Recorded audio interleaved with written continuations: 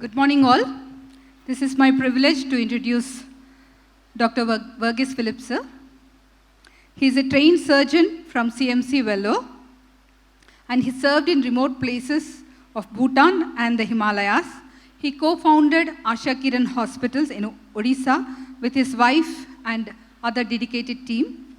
After earning a master's from the London School of Economics, he joined EHA's leadership team.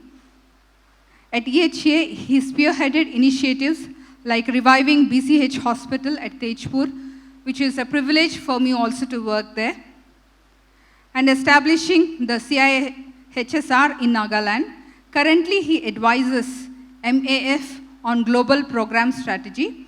Dr. Philip sir lives in Tamil Nadu with his wife Nirmala ma'am, who supports palliative care at CFH Ottanchitram and has 2 daughters and 2 granddaughters. Good morning, friends. What a privilege it is to be with you as we celebrate the 50th anniversary of EMFI. EMFI has done tremendous work. Without EMFI, our life trajectories would have been different. And I'm sure many here would testify to that fact, that we have a different life now because of what our mentors, our colleagues did through the work of EMFI. So we are really grateful for the way EMFI has built us up in the knowledge of God. I want to talk about how not to derail your destiny. It is a kind of looking ahead for EMFI, that we rededicate our life to God again. Now, we are all human beings. Often we don't see things clearly. All of us make mistakes. We keep derailing our own lives many times.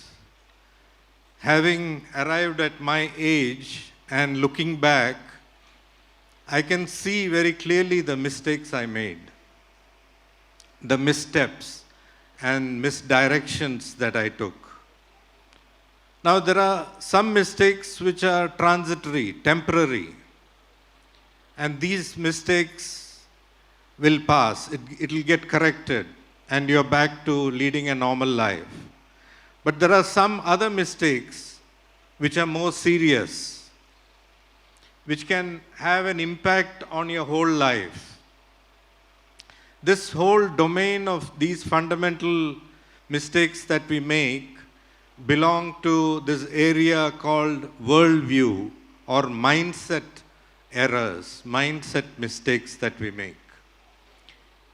If you get your mindset wrong or your worldview wrong, you have a problem throughout your life. You will keep making mistakes throughout your life. It is like wearing a colored glasses. If you wear a yellow tinted glass, the world will look yellow. So that is not a true reflection of reality. That is a distorted reflection of what reality is. And we then make mistakes in our lives. The decisions that we take will be based on the distorted view of reality. And we end up in taking a wrong road or a path in our lives. You may ask, why am I talking this in a EMFI conference? That too in a keynote address.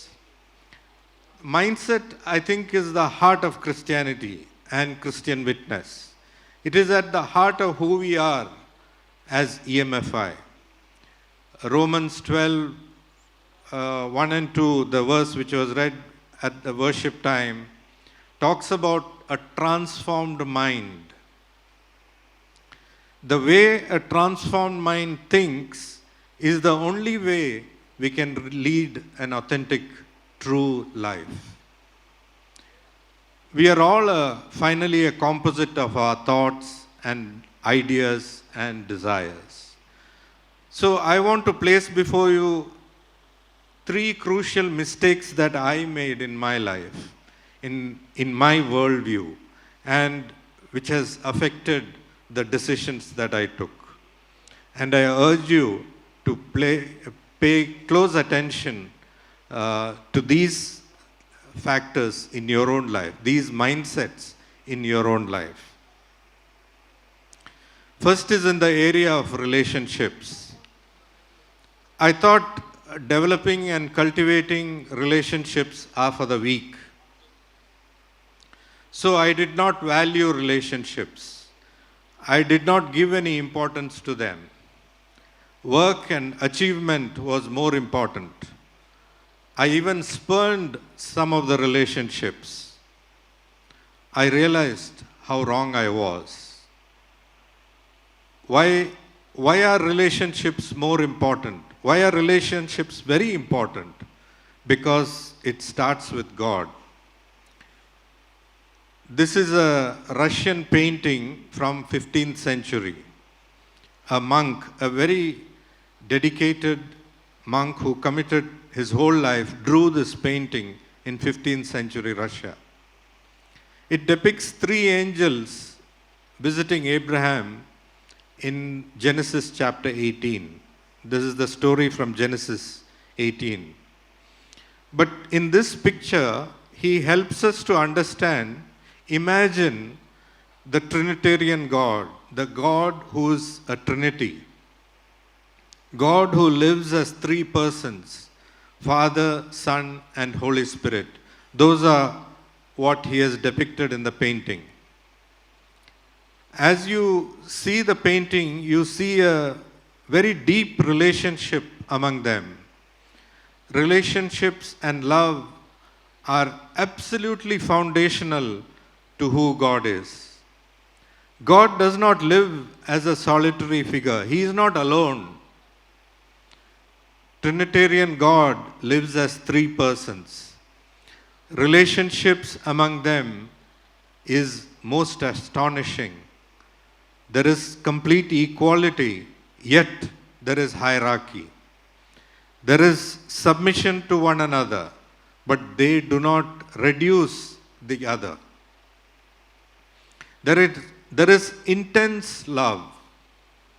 Their love for each other is the very definition of love. Love, overflow of that love is what created the universe, and it is what created us. And it is that love which rejoices in creation and rejoices in the love for us. They created the world out of the overflow of love.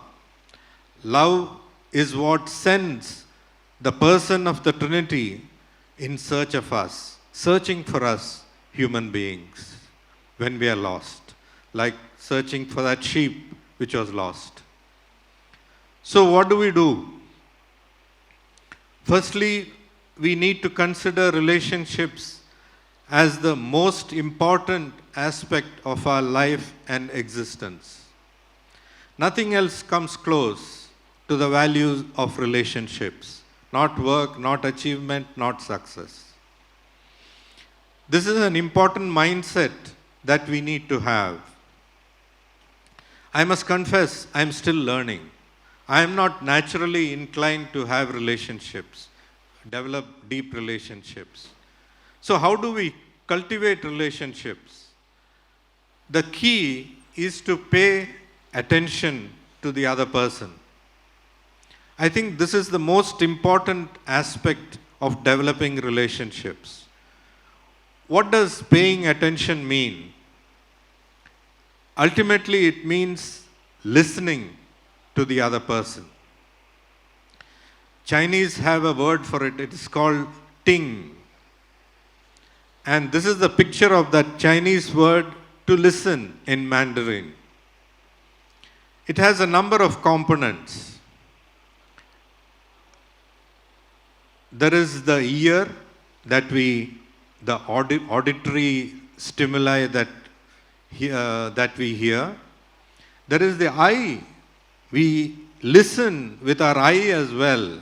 The facial expressions, the emotions, and all that of the other, the posture of the other person. And then there is the heart. We listen with our heart as well, with empathy, with compassion. And we listen with an undivided attention. There's nothing else that distracts us. Mobile phones don't distract us in a conversation when we are really paying attention. And we do it with respect to the other person. Not judgmental, but with respect. So these are all the components that go into what true listening is, what truly paying attention means, to listen. So love for each other is finally about paying attention to each other. Paying attention can be said as listening to the other person with all those components that we talked about. Practically, it is listening to the other person. So this is the first mindset change that I would like you to consider. Value relationships more than anything else in your life. That is who God is. God is nothing else but pure love. Giving out His love sacrificially. He is attentive to us, very attentive to us. As you look through the story of the Bible, He was attentive to the cry of the people of Israel when they were slavery. He was attentive to the cry of so many women and people who cried out to Him. That attention we must develop for each other. This is what we are called to do when Jesus commanded, love your neighbor as yourself. The same attention you give to yourself, you are asked to give it to your neighbor. The same attention that you give to yourself, you are asked to give it to the other person. So that is the first of the mistakes that I did that could derail one's life. The second one is disintegrated life. The second mindset problem that I had was having a disjointed, disintegrated view of Christian life. When I was doing first year MBBS, we had a very perceptive anatomy professor. As she saw my studies, she saw through me. One day she called me and said, son, you know, you are here to study medicine. You are not here to be trained as an evangelist. She said, focus on your studies. Her words have stayed with me ever since. The problem was, I was living in two worlds. One spiritual and the other secular, the studies. There was hardly a meeting point. I viewed spiritual as more important than studies and work. As someone said, we are so heavenly minded that we are of no earthly use. But there is the other side also, where we view studies and work as most important and neglect the spiritual. So it is that living in two worlds is the problem. Disintegration. This dual mindset is one of the biggest threats to our living a Christian life in this world. It is the biggest threat to our Christian witness in this world. How did it come about? Greek philosopher Plato had this idea that only soul was pure. Nothing else, body was not pure, it was impure, it was corrupt. So he paid all the attention to cultivate the soul. So he said, all the intellectual activities you do are what develops your soul. But if you do manual labor, that is about the body. It corrupts your soul. So don't get into manual labor. This division of soul and body stayed on with our early Christian thinkers. And it has crept into our Christian churches as well, where we think spirituality is more important than what we do physically. So this has affected our witness in India and in many places. We have created a division between soul and body, between the spiritual and the secular, between evangelism and social work, between the present world and eternity. There's no meeting point. We consider them in two different compartments, and that is the problem. Why is this dual mindset a problem? If you don't study well or work well, your work becomes shoddy. Is that a good witness to God or who God is? And those who make a difference, those who really impact their colleagues and the world, are those who put their heart and soul into the work and to the upkeep of their spiritual life. One of the key reasons why we have this disintegrated view of the spiritual and the secular is that we don't quite understand if our work has any intrinsic value. Does what I do have any value at all? The question we ask is there any eternal significance in the work I do? Like treating a patient, or diagnosing a disease, or doing some labor in the house, or whatever we do, does it have any eternal significance?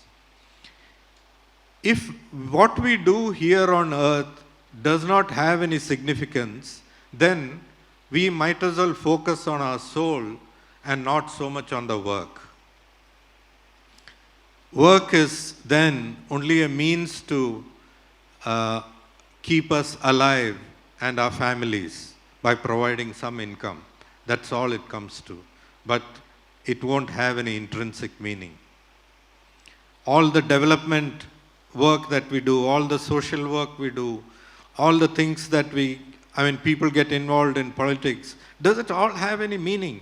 That is the fundamental question that is in the back of our mind. Other way to frame this question is there an eternal value to the work that we do? Is there any point in all what we are doing? After all, when Christ comes again, the world will be annihilated, destroyed, and a new world created. Or our souls will be taken away. So what's the point of doing anything on this earth? So if the world is annihilated and a new one created out of nothing, then work has only very limited value, and the value is only till the world disappears. There is no ultimate significance, except maybe in the purification of our souls in preparation for heaven. But if the world is not annihilated, then work has some significance. It has perhaps eternal significance. So the question is, will there be annihilation or transformation or recreation of the present order? I think this is a very important question at the back of our mind. So when you look at the Bible from various passages, it is very clear that the world is going to be renewed, recreated, not wiped clean. There is no annihilation. There is a recreation. We will not be pure souls in the age to come. We will have bodies, new bodies. And the reasons are, one is, it is the world that God created, and God so loved this world, is He going to destroy it? It is unthinkable that a world that God created out of so much love, out of the overflow of His love, will be destroyed. He will transform it, not destroy it. And then one of the most powerful evidences that we have that there is no annihilation is Jesus' bodily resurrection. It gives us a very powerful evidence that there will be bodily resurrection. On His resurrected body, He carried the marks of crucifixion. The work that He did on this earth was seen on His resurrected body. This gives us an indication that something of our current life will be carried over into the next. Then, Lord's Prayer, we pray, may your kingdom come, God's rule established on earth. Then again, in Romans it says, creation liberated from its bondage. This is exactly what is going to happen when Jesus comes again. We are liberated from our bondage and transformed into a new creation. And in Revelation, we see heavenly Jerusalem coming and establishing its total rule on earth, when God will rule everything on earth. And then kings will bring their glory and their values to the heavenly king. This is what Revelation talks about. So all this goes to say that there is no annihilation. The work that we do will carry on.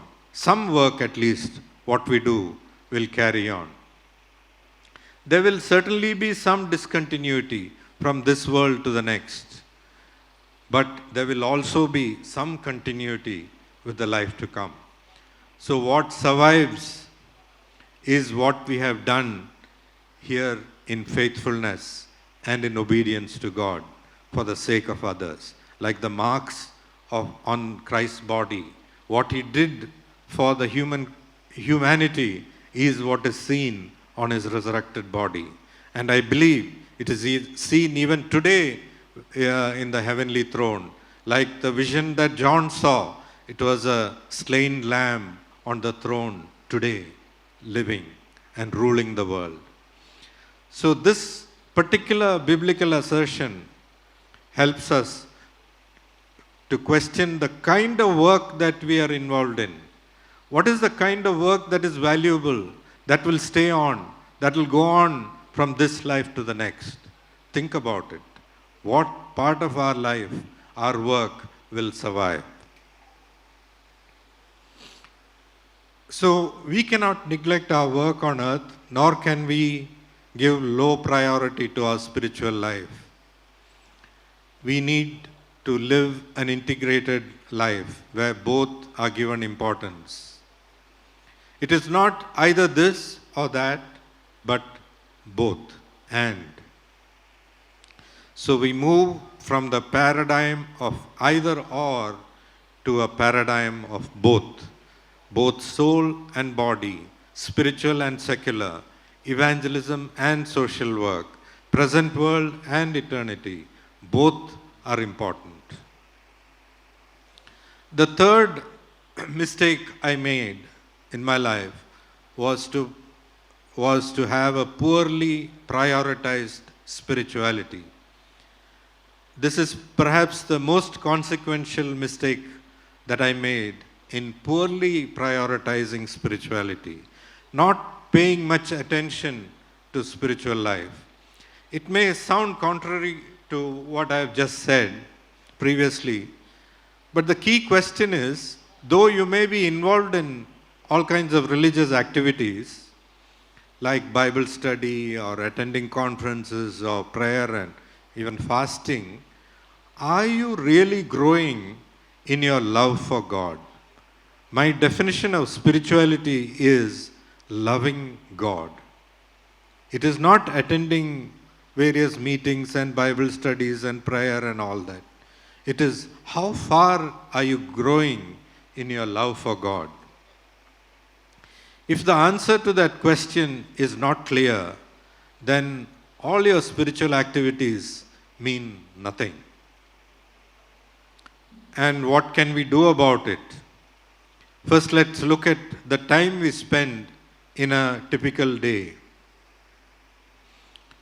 In 24 hours that we have, we spend, say, 15 to 20 minutes a day in reading or Bible or in prayer at the most. Many of us, but not all of us. It works out to just 1% of our time in the day. Silence and solitude are unknown to most of us. But these are the most important disciplines to grow in our love for God. How do we expect this 1% to influence our entire life? How do we hope to lead a transformed life? Unless we change drastically in our attention to spirituality, we will not lead a transformed life. And the driver to that transformed life is loving God. Loving God is the beginning of a transformed mind. A transformed mind makes transformed choices.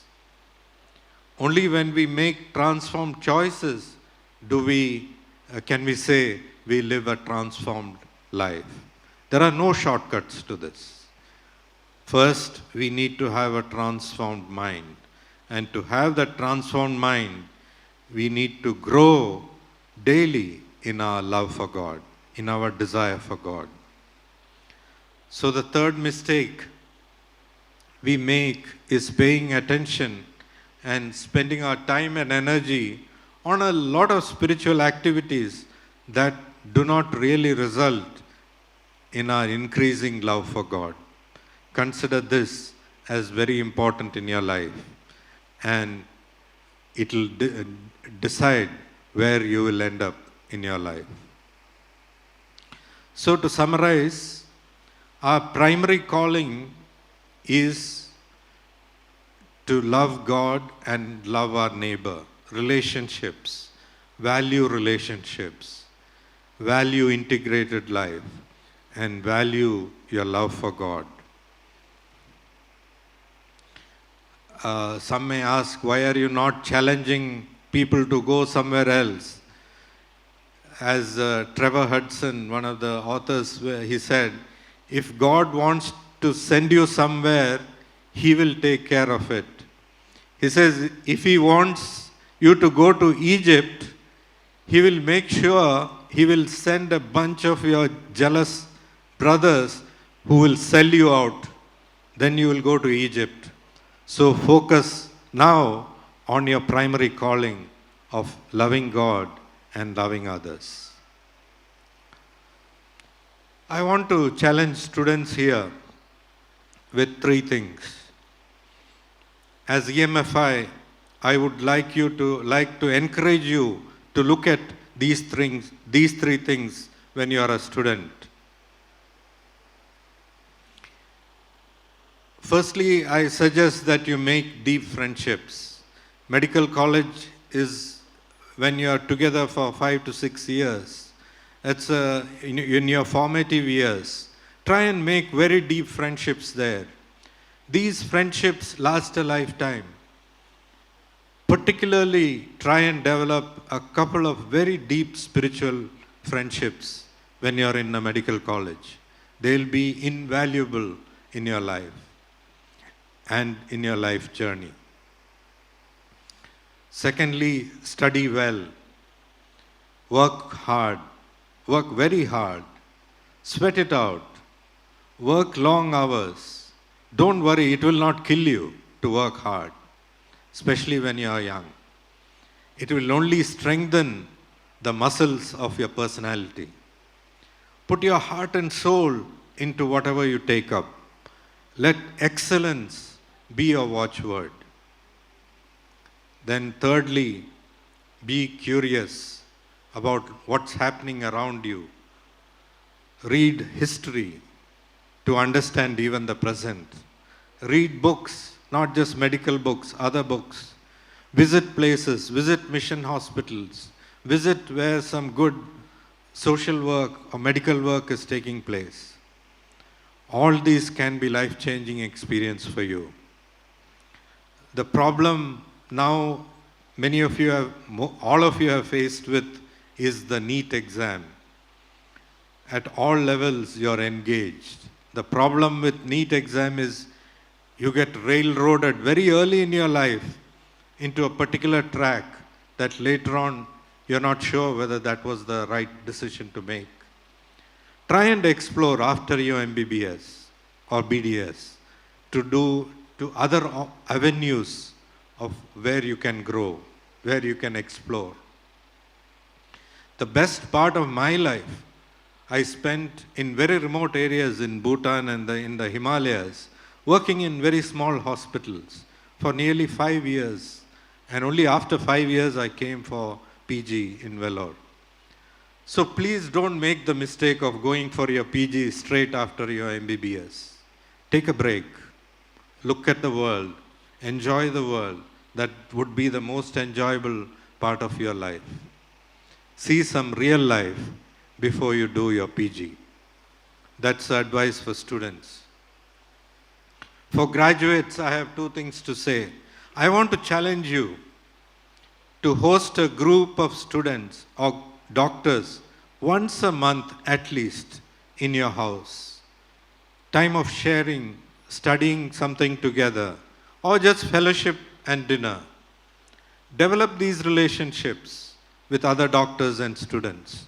They are invaluable. They have built many, many hundreds and thousands of lives through EMFI couples who have hosted such groups in their homes. Many of us in Vellore have enjoyed that kind of a mentorship from senior professors who invited us home, spent time with us. Please think about it. Then think of taking a break from your own work. Work in other hospitals, even for a short time, maybe just a week or 10 days. Share your expertise with others. At least once a year, if you can make a habit of taking you, your wife and children and go to this place and spend a week or 10 days, I can assure you it will transform your own family and your children's thinking at that early stage.